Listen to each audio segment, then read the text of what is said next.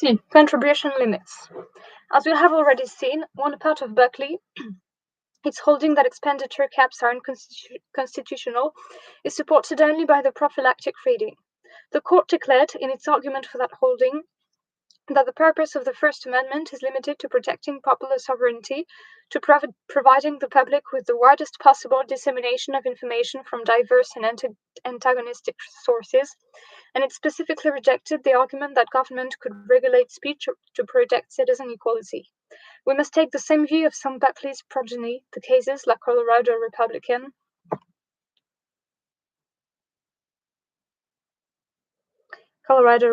Federal Campaign Committee, protecting the right of political parties to spend unlimited amounts of money on electioneering independent of their candidates, that were decided by appealing to that Buckley ruling as a precedent.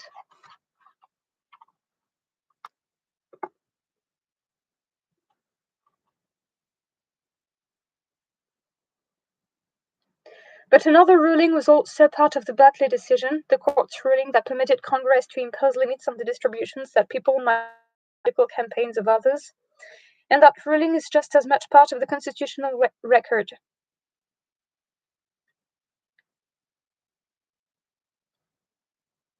It presupposes not the prophylactic but the discriminating reading, because it can be justified only on the assumption that Congress has the power to limit the political activity of some people in order to safeguard the citizen equality of others. The court denied this rationale for its decision. This rationale for its decision. It said that preventing people from speaking indirectly by contributing as much as they wish to help finance the speech of other people is different from preventing them from spending their own money to speak for themselves, and that contribution limits were therefore subject to a lower constitutional standard than expenditure limits. But that supposed distinction is illusory, as Justice Thomas pointed out forcefully in the Colorado Republican case. The most effective means most people have of expressing their political convictions is contributing to an organization or campaign dedicated to publicizing or acting on those convictions. Contribution limits offer as great or as little a threat to popular sovereignty as expenditure limits. If the rich are prevented from contributing all they would wish to political campaigns, then politicians will not be able to broadcast their messages as often as they would like, and citizen sovereigns will not hear a message they would otherwise have heard. Government would have limited the flow of campaign information and appeal just as directly as it would have done had it limited what the politicians might spend. Though contributors conceivably could spend as much in other ways in forums as they would have contributed to particular campaigns, had they been allowed to do so, few are likely to do so, for a variety of reasons, including the evident fact that independent expenditures are less likely to attract the gratitude of powerful public officials. Nothing in the prophylactic reading justifies testing laws limiting political contributions by a less exacting standard than laws limiting direct expenditures. The conclusion that many commentators have reached, that the Buckley court sought to compromise by striking down expenditure limits and accepting contribution limits, seems irresistible. But it was a compromise of the wrong kind, a checkerboard compromise that applies one reading of the First Amendment to the first of these issues and a different reading to the other. The Buckley decision, which in one aspect is the strongest available authority against the discriminating reading, is in its other aspect a strong argument for it. D. Fairness doctrine. The First Amendment is pertinent not only when government seeks to stop a publisher from printing or broadcasting what he wishes, but when it forces him to publish what he otherwise would not, because in such a case government also intervenes in the political discourse by altering what information is available to citizens, and that too offends the principle of popular sovereignty that government must not choose what citizens hear. In Red Lion, however, the Supreme Court upheld the FCC's fairness doctrine then in force, which required broadcasters who chose to editorialize on a controversial political issue to present opposing views as well. The court cited the First Amendment goal of producing an informed public capable of conducting its own affairs, and said that it was perfectly consistent with that goal for government to require more balanced programming. That idea fits comfortably with the discriminating reading of the First Amendment, but it is anathema to the prophylactic reading because it rests on exactly the kind of judgment that citizens are better informed and more responsible if opposing views are presented to them by the same broadcaster than if they are left to seek out opposing opinions on their own if they so wish, that the prophylactic reading condemns. It is often said, however, that the Red Lion decision was based on what is called a scarcity rationale. That because only a relatively small number of broadcast stations can operate within any particular geographical area, government has a stronger interest in forcing those few outlets to broadcast opinions contradicting to their own. If so, then the decision would be inapplicable in the cable of satellite age, when a much larger number of outlets is available throughout the country. But a concern for scarcity could not have figured in the decision in any way that suggests a prophylactic reading, because scarcity is not pertinent under that reading.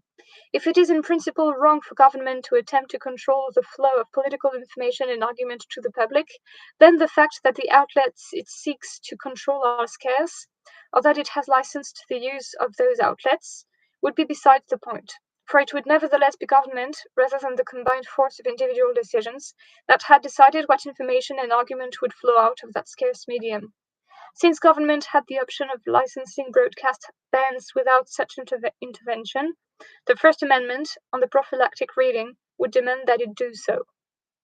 In fact, the court cited scarcity only to support the proposition that entry into the broadcast medium is very expensive.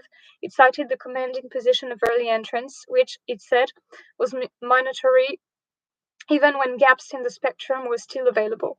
But of course, speakers who are denied the use of television for these economic reasons are free to seek other, less scarce, and in any case less expensive media through which to publish their views.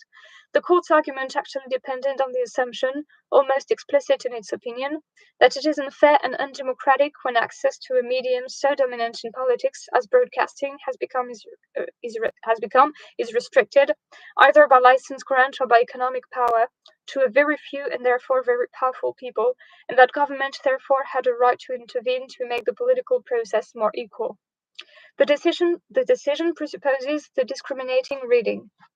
That citizen equality in politics is so central to the Constitution's overall conception of democracy that the First Amendment must recognize that improving equality is sometimes a compelling reason for appropriate regulation.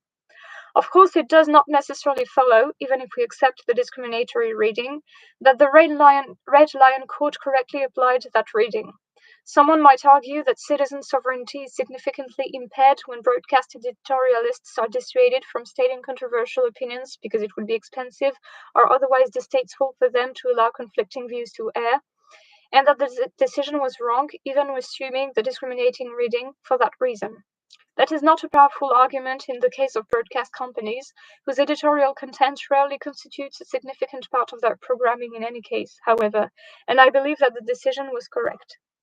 In other circumstances, however, such an argument would be more persuasive. In the Tornillo case, Miami Herald Publishing, for example, the court struck down a Florida law requiring newspapers to grant equal space for a response by candidates they had criticized. Since judges might well think that such a law would have a chilling effect on the critical zeal of newspaper editors, that decision is consistent with the discriminating reading as well as the prophylactic one. E must carry rules. In the two Turner decisions, Turner Broadcasting System,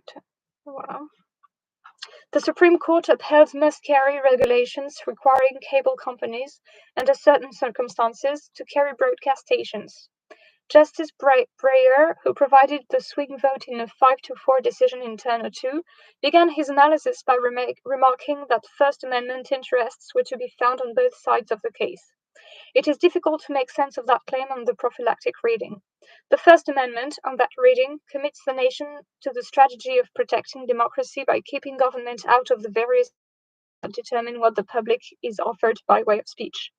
If so, then there is a First Amendment issue only on one side, on the side of the cable companies who wish to be free of government's interference in their decision what mix of programming to offer. The consideration Brewer stressed that requiring cable companies to carry broadcast stations improves political discourse because it provides an argument that cable subscribers would otherwise have to seek elsewhere is irrelevant. According to the discriminating reading, however, Breyer was right, because that reading acknowledges the democratic importance of informed discourse and accepts that government may intervene in media decisions to help secure it.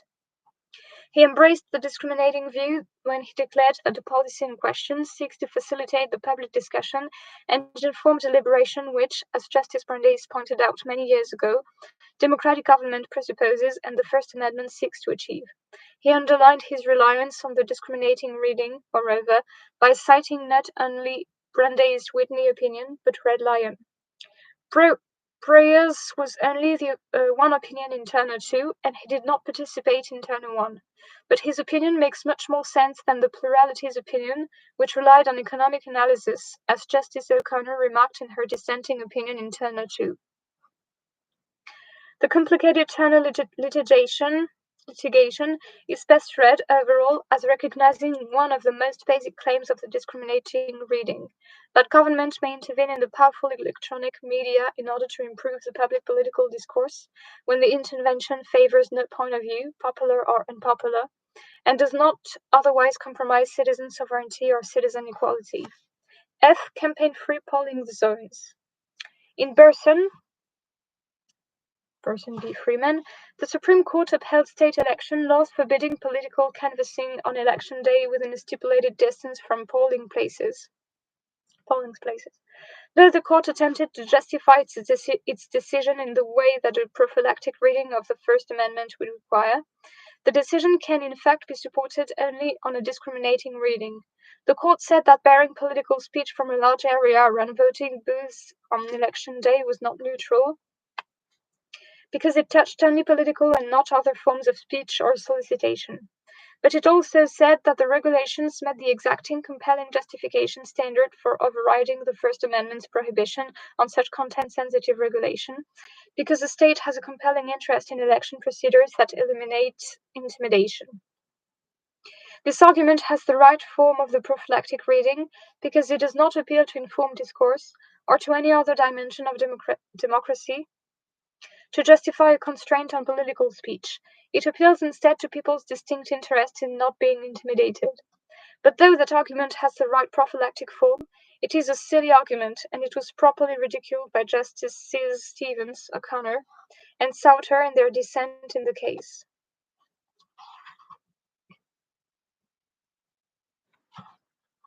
The state did not need to prohibit political speech over an area of 30,000 square feet, or in the case of some states, over 750,000 square feet, in order to prevent intimidation. Once again, the decision is much better justified if we suppose that the court actually rejected the prophylactic reading and embraced the discriminating one. If we read the First Amendment to permit regulations of speech that further its assumed goal of protecting democracy by improving citizen equality or the character of political discourse, the case becomes an easy one. It is fairer to citizens as participants not to allow any candidate or group the special and unseemly advantage of a last-second appeal at the crucial moment of voting, and it improves democratic deliberation to allow citizens space for final reflection, free from importuning, before they vote, to allow them freedom from politics when that freedom is most important. The First Amendment, on the discriminating reading, does not prohibit government from intervening to aid citizens in that way, so long as such regulations do not offend the core principles of political impartiality or any other aspect of popular sovereignty. The importance of that qualification is underscored by an earlier decision in which the Supreme Court struck down a state law that might initially seem similar to the one it upheld in Burson. In Mills v. Alabama, the court declared unconstitutional a law forbidding newspapers to publish editorials endorsing or opposing any candidate on election day. That law would have deprived citizens of a traditional source of political argument and advice that could be read and reflected on at home, away from the bustle of the actual voting booth.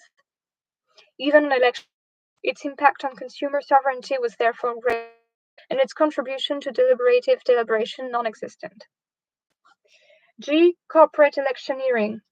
In Austin v. Michigan Chamber of Commerce, the court upheld a statute that prohibited corporations from using their general assets to support or oppose political candidates, though it permitted them to use segregated funds they raised expressly for political purposes. The court's argument almost explicitly endorsed the discriminating reading and rejected the prophylactic one. It considered that, according to Berkeley, states need a compelling interest to justify constraints on political speech, and acknowledged that the only such interest recognized in that case was an interest in protecting against corruption. But, the court said in Austin, the kind of corruption that states may guard against is not limited to the familiar contribution for favors kind, but includes a different kind of corruption in the political arena. The corrosive and distorting effects of immense aggregations of wealth that are accumulated with the help of the corporate form and that have little or no correlation to the public support for the corporation's political ideas. The distortion in question has nothing to do with the familiar kind of corruption. It is not a compromise of popular sovereignty. The fact that a political commercial has been paid for by a corporate contribution does not make the information or appeal it contains any less valuable to the public who watches that commercial. The corrosive impact of large corporate spending is entirely its impact on citizen equality, that is, on the dimension of democracy that Berkeley's prophylactic interpretation of the First Amendment declared irrelevant. Nor does it matter, from the perspective of that prophylactic understanding, how the corporation's profits are earned. It is irrelevant on that understanding that these profits do not reflect popular political convictions. The value of the information to the public as sovereign is the same whether the corporate contributions are from a segregated political action fund or from the corporation's general treasury. That is not, however, irrelevant to the discriminating reading, because that reading permits government to regulate electoral speech so as to protect citizen equality when the regulation does not damage democracy on any other dimension, and citizen equality is seriously impaired when corporations are free to use their vast general wealth to yield political influence that few, if any, individual citizens can. The discriminatory reading provides not only a persuasive justification for Austin, but a persuasive distinction between that decision and an earlier decision that has struck many commentators as contrary to Austin in spirit. In the Bellotti case, First National Bank of Boston v. Bellotti, the court declared unconstitutional a Massachusetts statute forbidding corporations to spend any funds at all campaigning for or against the state ballot initiative. That restriction posed a much more serious threat to citizen sovereignty than the statute upheld in Austin did, because it threatened to deprive citizens of information that might not otherwise be available to them. Many ballot initiatives concern complex economic issues, and corporations often have an incentive that individuals lack for presenting a particular side of the argument. The Bellotti statute did not allow such corporations even the use of segregated funds raised specifically to present that argument. The Austin statute, on the contrary, was limited to elections, in which political parties and other groups have a little interest in offering any argument for the candidates and against their opponents, and it did permit corporations the use of segregated funds to make a case for or against the candidate they believed had not been effectively made by others.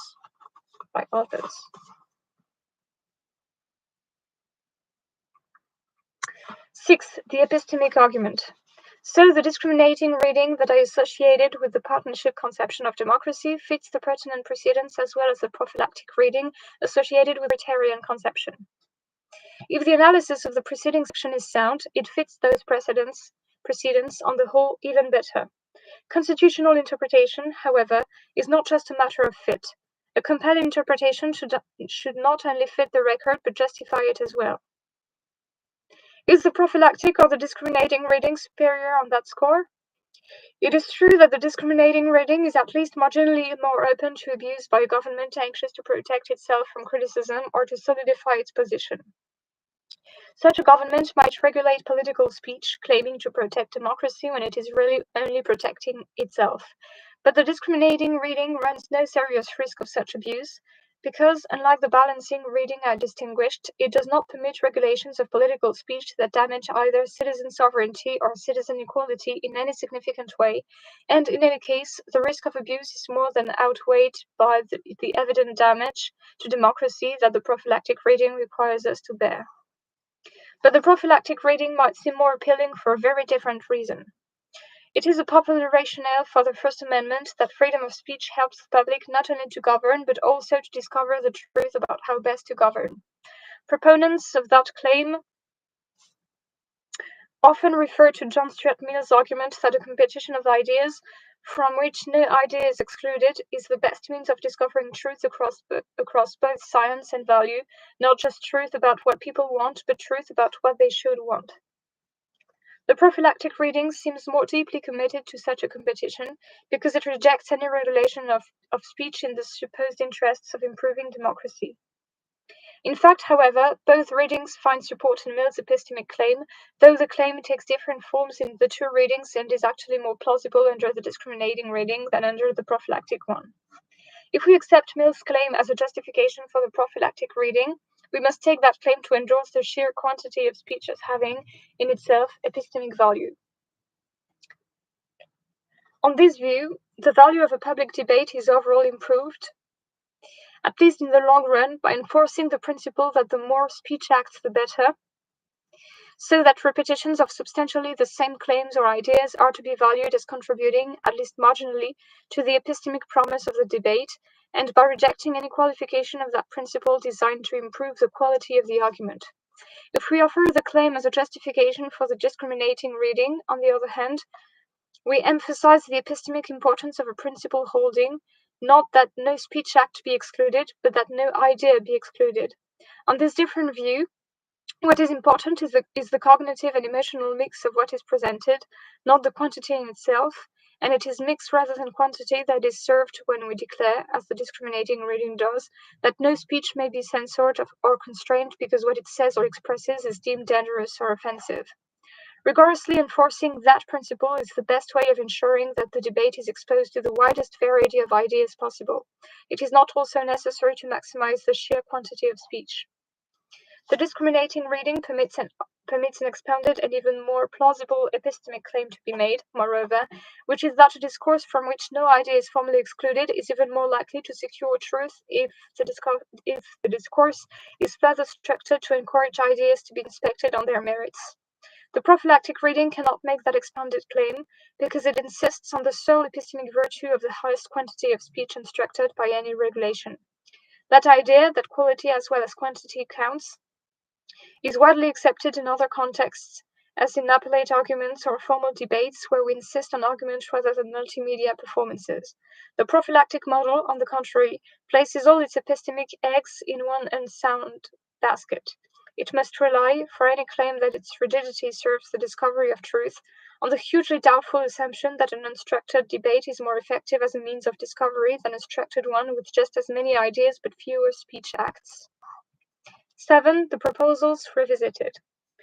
The discriminating reading of the First Amendment allows legislation that limits and regulates political speech when such legislation does not keep information or argument from the public that would otherwise be available to it, when it is not designed to favor government or to favor any party or ideology or policy over any other, when it does not reflect any assumption about the truth, falsity, danger, or offensiveness of any message or display,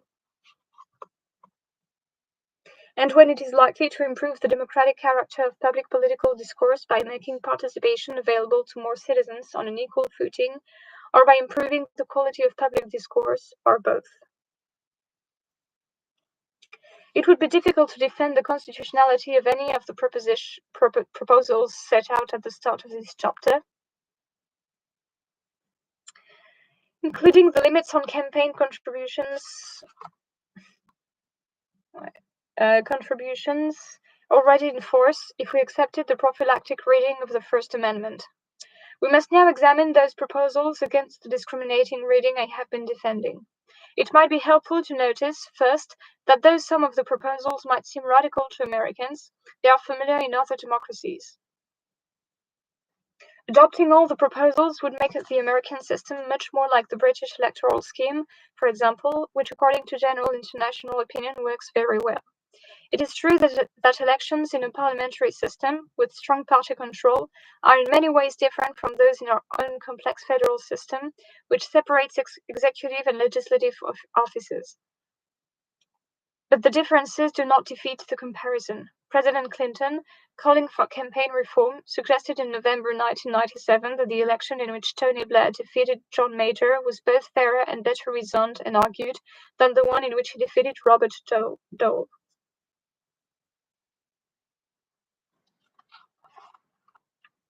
Meet the Press, November 9, 1997. The proposals would also bring our electoral system closer to those in place in the other major democracies. None of these allows unlimited expenditure, and all regulate television and radio politics. The proposals that limit campaign expenditures are, of course, contrary to the Buckley holding. If that holding were overruled in deference to the discriminating reading, then the First Amendment would permit expenditure ceilings high enough that they do not increase the advantage that incumbents already have over challengers and do not prevent candidates with no name recognition or groups with novel policies from securing enough public interest to engage the attention of journalists and other broadcasters.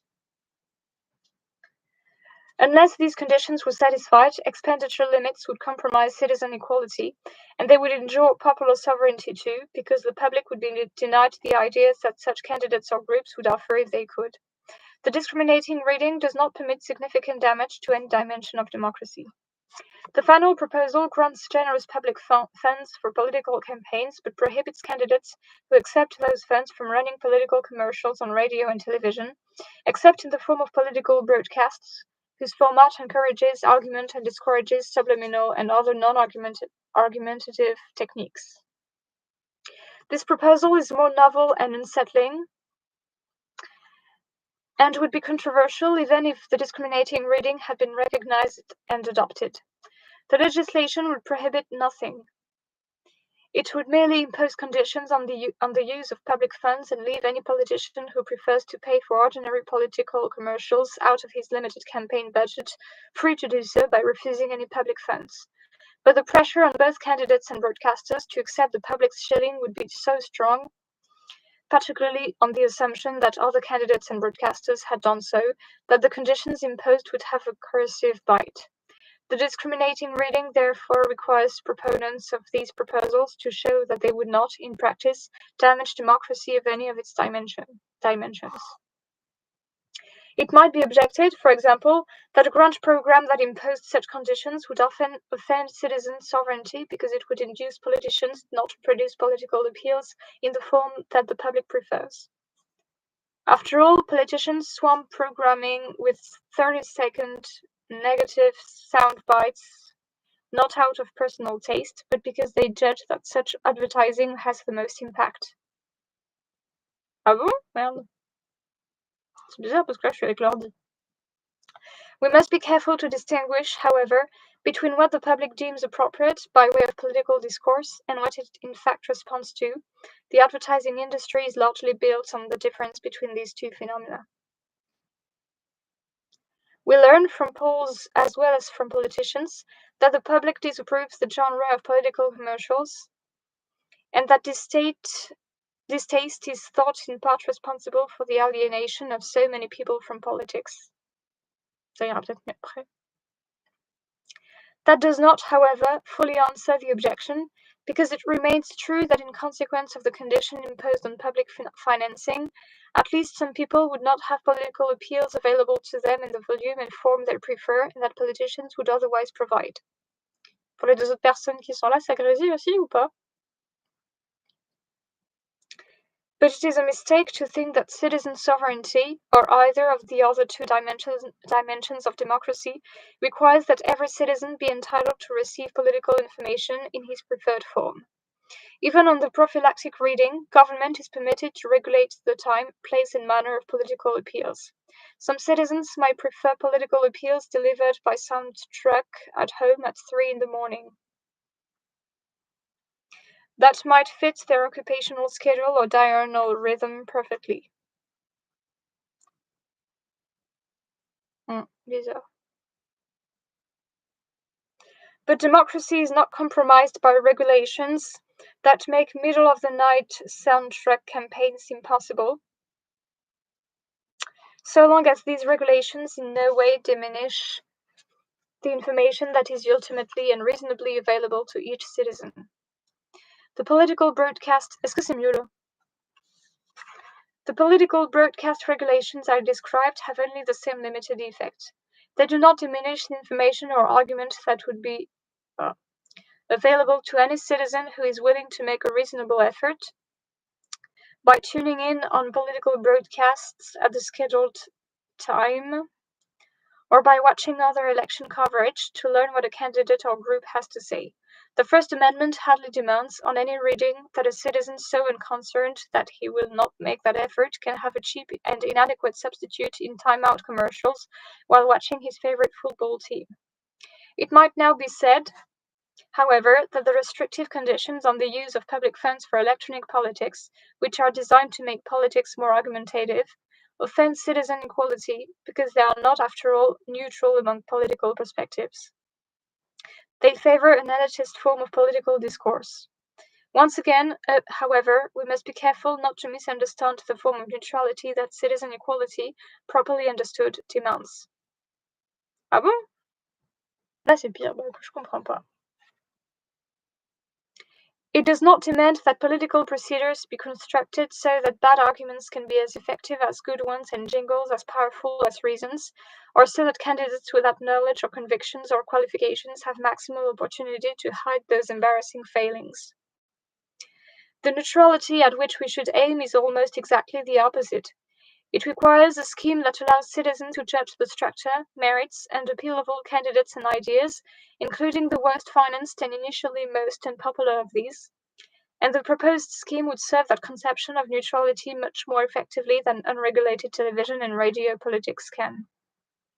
I do not mean now to claim that the discriminatory reading would plainly permit that scheme, but only that the argument that it should is both more complex and plausible than it might first appear to be.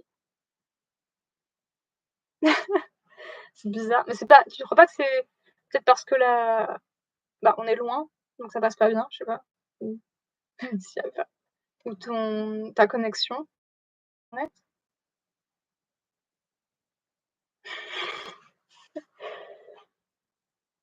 8. Conclusion. Bizarre. I began by reporting the widespread view. Tu regardes beaucoup de live? I began by reporting the widespread view that our democracy has been seriously damaged by the curse of money.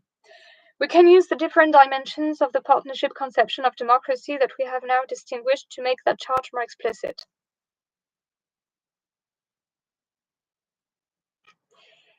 On se demande pourquoi. It is not obvious that unlimited campaign expenditures, which give the rich more influence in politics because they can finance vast media advertising campaigns, offend citizen sovereignty. Their money is spent in forming majoritarian opinion, not in evading what majority opinion commands. Dis-moi, est-ce que là ça grésille toujours? It is arguable that vast disparities of wealth can mislead the public into thinking it wants what it is not in its real economic interests, narrowly defined, to want. Juste parce que t'écoutes beaucoup en ce moment, c'est tout. But we have no basis for supposing that its votes would more accurately reflect its authentic overall convictions if campaign expenditures were limited. In part because we have no independent way of defining or discovering those authentic convictions. Bah écoute, je sais pas pourquoi c'est beaucoup mieux. Donc c'était vers 30 minutes que ça faisait ça.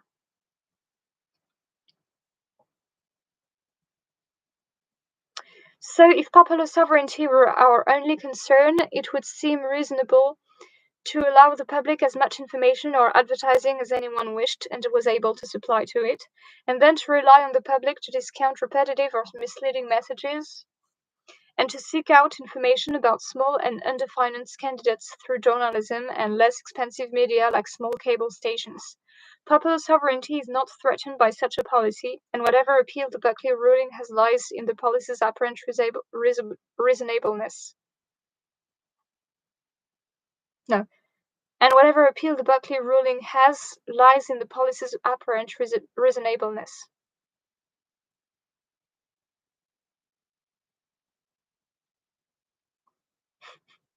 C'est gentil. C'est joli l'anglais aussi, non? Okay. When we adopt the partnership conception of democracy, however, we add two more dimensions to the democratic metric, and on each of these two further dimensions, the defects of our present democracy are evident. Citizen equality is destroyed when only the rich are players in the political context, and no one could mistake our huckster politics for democratic deliberation. The partnership conception makes plain, too, what is at stake in these defeats. We take pride in the democratic legitimacy of our form of government. We pride ourselves that ours is a nation in which the people govern themselves. But self-government means more than equal suffrage and frequent elections. It means a partnership of equals, reasoning together about the common good. We can never fully achieve that ideal, no nation could. But when politics are drenched in money, as our politics now are, then we risk not simply imperfection, but hypocrisy. Et j'ai fini. Eh oui.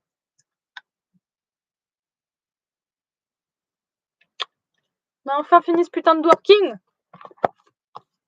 Pas besoin de l'emmener. Et voilà. Voilà.